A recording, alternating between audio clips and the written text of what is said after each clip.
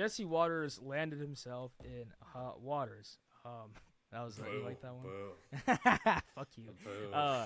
Jesse Waters landed himself in hot water recently because of something that he said. I'll play the clip first before we provide any commentary on it, because I think that it's just Jesus Christ. This is where the president has his most impact. You have a lot of room to maneuver there as commander-in-chief. We don't know who she is. We don't know what she believes. She's going to get paralyzed in the Situation Room while the generals have their way with her.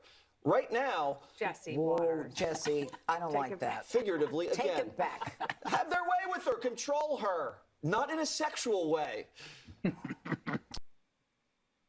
It's Pretty man. gross. It's very gross. And Is this news for this classifies as news? This is on TV. Listen, yeah, and the thing is, like, he knows what he's doing, right? I mean, we just talked about how they like to nitpick and say, no, I didn't really mean it that way. We know what you meant. You know, there's the whole thing about saying the quiet part out loud. You know what his true intention was when he gives you the little smirk at the end of the clip. He was talking about rape. Yeah. It was the dog whistles, man. Like they'll do that continuously, as it's a common theme that we've been over tonight. Is that we're seeing a lot of these people just they're throwing out there like these snide little remarks and then hoping like nobody catches it, because I think he was saying that to kind of put an image into the audience's head, because we know the messaging that's been going around, right? Oh, Kamala Harris slept her way to the top. Oh, Kamala, which is like typical sexist, misogynist messaging, which is disgusting when people talk about it like that, or some people actually mention that as a fact. And then you got people like him, where he's trying to reaffirm that message by throwing out that subliminal statement, essentially, which is, he knew what he was saying. He knew what he was doing. He was just kind of hoping that it would get glossed over, but like the audience would be like, yeah, because she's a whore, right? Like, she's a whore who got her way to the top because of the X, Y, and Z. Some people even believe that she slept her way into passing the bar exam, which blows my mind. Or, you know what? I'll stop there. But, this messaging is disgusting, and this should have no place in politics, regardless of side or what you believe in policy-wise. Having this kind of rhetoric is gross. Yeah.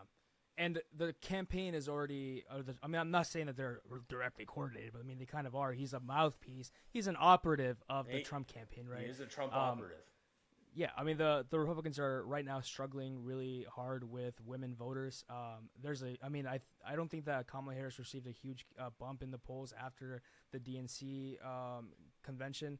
However, she did get a widening gap in the amount of women vote support. So right now, the Trump campaign is really struggling with women voters, and they're not really doing anything to help him out. I mean, him employing J.D. Vance, the Fox News guys, just being stupid.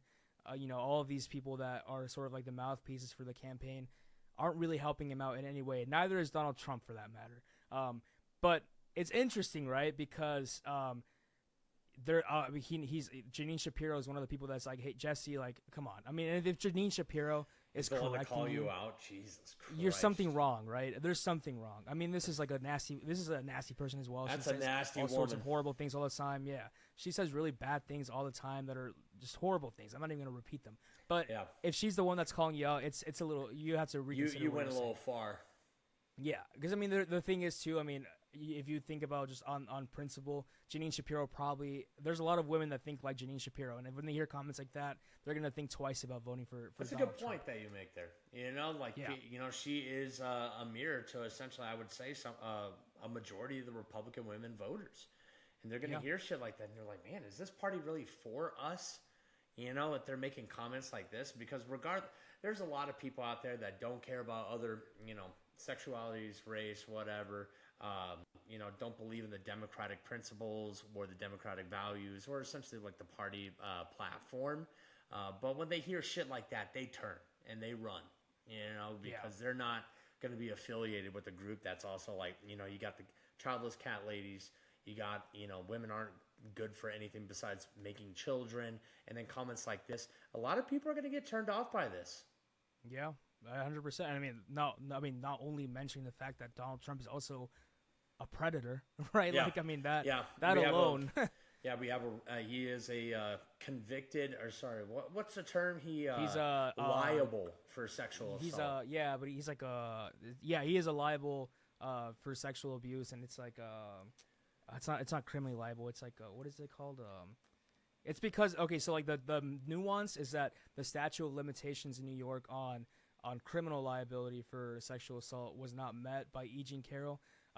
So he was civilly liable, is what it is. So a court found him guilty of sexual abuse towards E. Jean Carroll.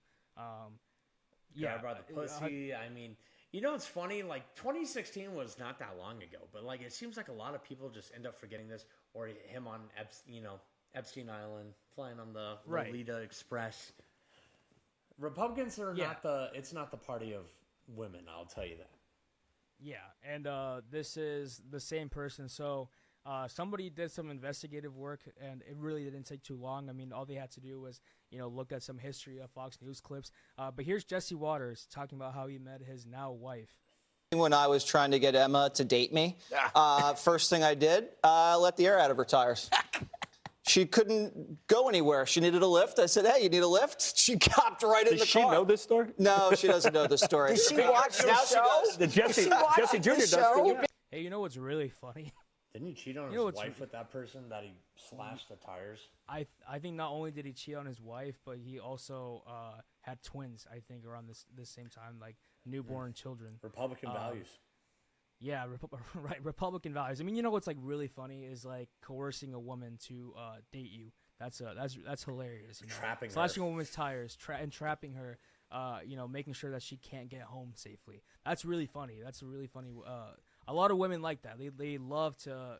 A lot of women love that kind of thing. That's psychotic. Well, apparently she did. So. Yeah.